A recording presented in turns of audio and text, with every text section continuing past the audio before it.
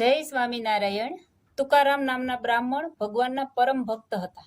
પોતે ભગવાનનું કીર્તન બોલતા, નાચતા, કૂદતા અને ભક્તના નામથી જ ઓળખાતા હતા।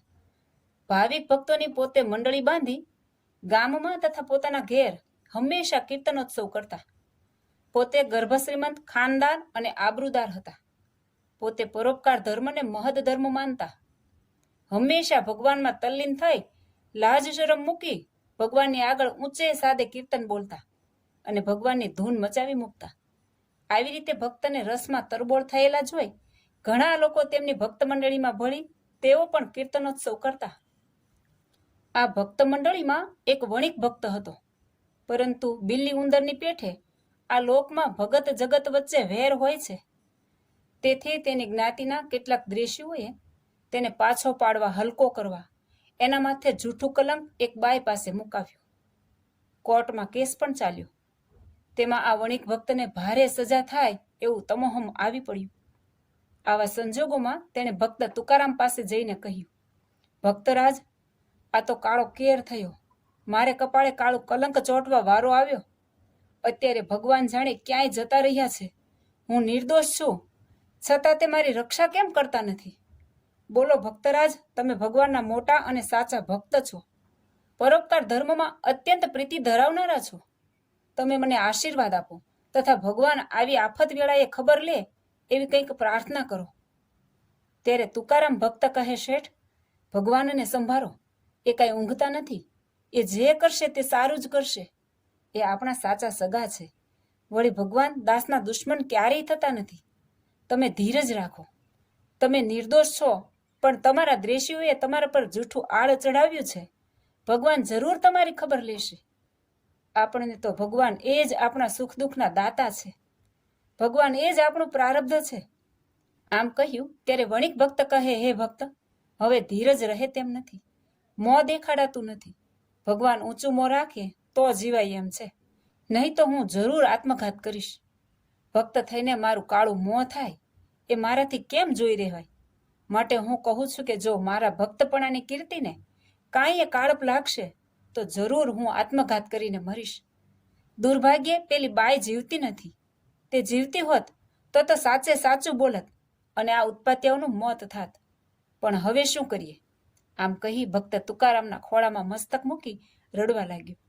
આથી તુકારામનું કોમળ હૃદય દ્રવિત થઈ ગયું। અરે, આ નિર્દોષ બાપડો માર્યો જાય છે, સરકારને ઘેર તો તવંગરનું જ જોર હોય છે। જો આ ભક્તને કંઈક નીચું જોવા જેવું થશે તો જરૂર આપઘાત કરશે। આથી મારી સમસ્ત ભક્ત મંડળીનું મુખ પણ શામળું થશે, માટે આને બચાવવા રૂપી પરોપકારનું કામ અવશ્ય કરું। આપણે ગરીબ છીએ, આબરૂ પણ એવી જ છે, અને સૌ કોઈ ભગતડો તો કરે છે। પ્રભુની ઈચ્છા પ્રમાણે જ થવાનું હશે તે થશે, પણ આને બચાવવાનું કાર્ય તો મારે જરૂર કરવું। આનો આખો દોષનો ટોપલો મારે માથે લેવો એ જ ઠીક છે। આમ ભક્ત તુકારામે આ કસ્તુર શાહનું કાળું કલંક પોતાના માથે લેવાનું નક્કી કરીને સવારમાં જ ઉઘડતી કોર્ટે જઈને ન્યાયાધીશને કહ્યું કે સાહેબ, આ કસ્તુર શાહનો કેસ ચાલે છે, તેમાં એ બાપડો તદ્દન નિર્દોષ છે।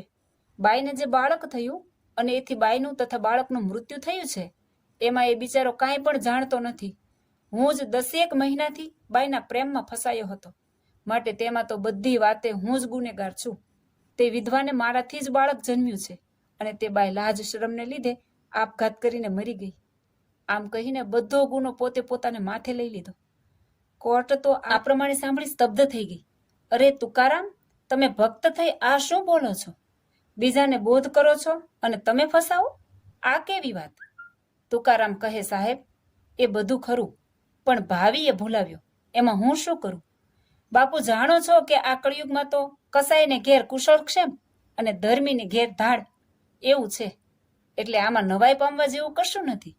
આ કળીમાં પાપની અસર પહેલી થાય છે, પણ સત્યની અસર જડ થતી નથી। આમ ભક્ત કેટલુંક મારમોક્તિમાં બોલી એ કાળું કલંક પોતે વહોરી લીધું। આ કોર્ટે કસ્તુર શાહને નિર્દોષ જાહેર કરી છોડી મૂક્યા અને ભક્ત તુકારામને ગુનેગાર ગણી વિચાર કર્યો, ગમે તેમ હોય પણ આવા નિંદ કાર્યમાં આ ભક્ત હોય નહીં, પણ પોતે જ સાક્ષી પુરવાથી ગુનેગાર બન્યો તો હવે આપણે શું કરીએ?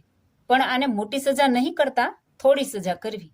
આમ ધારી કોર્ટે નિર્ણય કર્યો કે આ ભક્તનું માથું મુંડાવી કપાળમાં ભેંસ ભડકામનું મોટું ટીલું તાણી અવળે મોએ ગધેડે બેસાડી હાથમાં પૂંછડું પકડાવવું અને રીંગણાની માળા પહેરાવી અડધી દાઢી મૂછ મુંડાવી વિરૂપ કરવો, પાછળ છોકરાઓ ભેળા કરી ધાણી ડાળિયા વહેંચાવવા, કિકિયારીઓ કરાવવી અને આખા ગામમાં ફૂલેકે ફેરવી ઘેર ઉતારી મૂકવો.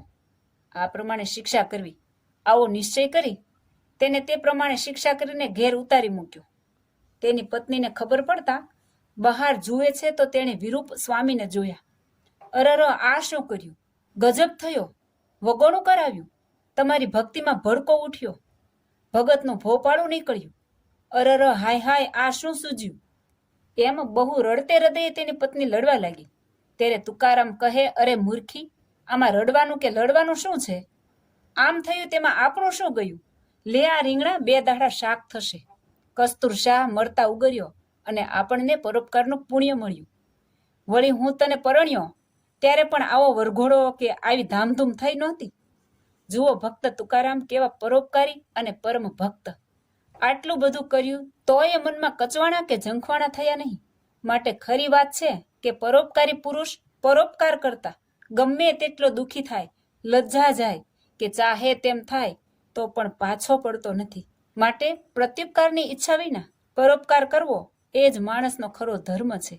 આ લોકમાં ઉત્તમ અને અશક્ય કાર્યને શક્ય કરનારાઓને ધન્યવાદ અપાય છે. ખરો ધન્યવાદ તો આવા પરોપકારનું કામ કરનારને જ ઘટે છે. માટે સૌએ પરોપકાર કરવો, પરને અર્થે દુઃખી થવું, પરને અર્થે જીવવું. જય સ્વામિનારાયણ.